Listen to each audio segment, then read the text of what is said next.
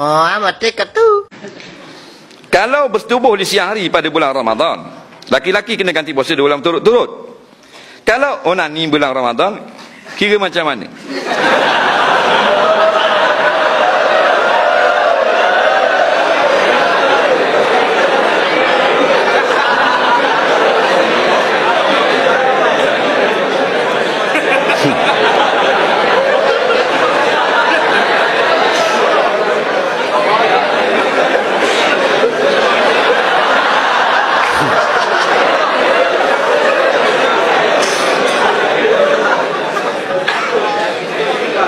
Dia kena kafarah tu masalah jima'.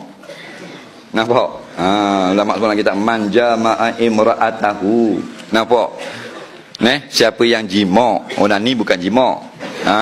Tak kena, walaupun haram berdosa besar, kena laknat kerana tak merhati bulan Ramadan, kafarah tak ada. Tapi yang peliknya kita buat kuliah di penjara, tak ada soal gitu.